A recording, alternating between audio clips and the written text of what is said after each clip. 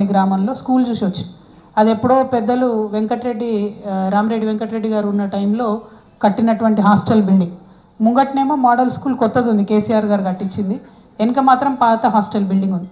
ఒక్కసారి ఇమాజిన్ చేయండి అన్న, మనం నిద్రపోతుంటే పైనుంచి పైకప్పు ఎప్పుడు ఊడిపడుతుందో తెలియనటువంటి పరిస్థితులలో అక్కడ ఆడపిల్లలు దాదాపు 150 మంది ప్రాణాలు అరచేతిలో పెట్టుకొని ఉంటా ఉన్నారు.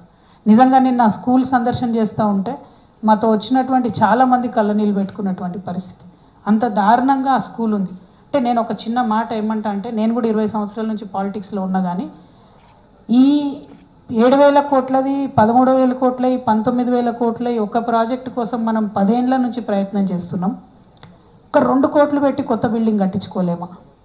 అంటే మన ప్రాధాన్యతలు ఎక్కడ పెడుతున్నాం రాజకీయంగా అని విశ్లేషించుకోవాల్సినటువంటి అవసరం ఉంది. ఆ మార్పే సామాజిక తెలంగాణ అంటున్నాం. ఎస్, రైతుల కోసం ప్రాజెక్ట్ రావాల్సిందే, ప్రాజెక్టులు వస్తేనే మనం బాగుపడతాం, వాళ్ళ డౌట్ లేదు. ఎట్ ద సేమ్ టైం ఒక 2 కోట్లు, ఇది 20,000 కోట్లతో ప్రాజెక్టు కడుతున్నాం, ఒక 2 కోట్లు, 1 కోటి రూపాయలు పెట్టి ఇట్లాంటి బిల్డింగ్స్ రిపేర్ చేసుకుంటే 200 మంది ఆడపిల్లలు గుండె మీద చేసుకొని నిద్రపోతారు అనేటటువంటిది నా ఆలోచన. దానికోసమే మన ప్రాధాన్యత క్రమాలు నిర్ణయించుకోవడానికి సామాజిక తెలంగాణ కోణం రావాలని చెప్పి నేను ఆలోచిస్తూ ఉన్నాను. దానికోసమే తెలంగాణ జాగృతి ఒక నినాదం తీసుకుంది. అవకాశం, అధికారం, ఆత్మగౌరవం. అవకాశం రావాలి, అప్పుడు అధికారం వస్తుంది, తద్వారా ఆత్మగౌరవం వస్తుంది. ఇది ఊరికే తీసుకోలేదు. ఫ్రెంచ్ విప్లవం స్ఫూర్తి నుంచి, తెలంగాణ సాయుధ రైతాంగ పోరాట స్ఫూర్తి నుంచి, మలిదశ తెలంగాణ ఉద్యమ స్ఫూర్తి నుంచే ఈ నినాదం తీసుకొని బయటకు వెళ్ళినాం. దానికోసం ఖచ్చితంగా ప్రయత్నం చేస్తాం. ఇది సాధించే క్రమంలో మరి బీఆర్ఎస్ పార్టీ పనిచేసిందా చేయలేదా? మీరు కూడా మొన్నటిదాకా అందులోనే ఉన్నారు.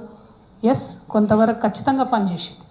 గ్రామ స్థాయి నుండి క్షేత్రస్థాయిలో మార్కెట్ కమిటీలలో మొట్టమొదటిసారి ఎస్సీ ఎస్టీ బీసీలకు అవకాశం కల్పించింది కేసీఆర్ గారే. అంతకుముందు ఎంట్రీ లేకుండా, రిజర్వేషన్ కూడా లేకుండా వేరే కమ్యూనిటీస్ వాళ్ళకి, కానీ అవకాశం కల్పించింది కేసీఆర్. అట్లా గ్రామ స్థాయి నుంచి కూడా ఒక విప్లవాత్మకమైనటువంటి మార్పులు తీసుకురావాల్సినటువంటి అవసరం ఉంది. అది ఓన్లీ మార్కెట్ కమిటీలలో చేస్తే సరిపోదు. నిన్న ముఖ్యమంత్రి గారు ఏమన్నారు? 42% ఇయ్యంది, నేను ఎన్నికలకు పోనన్నాడు. నిన్న క్యాబినెట్ ఏం తీర్మానం చేసింది? సర్పంచ్ ఎన్నికలు 42%తో మేము పార్టీల వారీగా ఇచ్చుకొని పోతా అంటాం. పార్టీల వారీగా బీసీలకు ఇవ్వడానికి అది బిచ్చం కాదు. మీరు భిక్ష వేస్తే తీసుకోవడానికి బీసీలు సిద్ధంగా లేరు. సర్పంచ్ ఎన్నికలలో గుర్తులు ఉండవు. సో మీరు 42 ఇచ్చినా, 52 ఇచ్చినా, 62 ఇచ్చినా అడిగేటోడు ఎవడు ఉండడు. పైగా సర్పంచ్ ఎన్నికలు ఇప్పుడు అర్జెంటుగా పెట్టకపోతే మిమ్మల్ని కొట్టింది ఎవరు?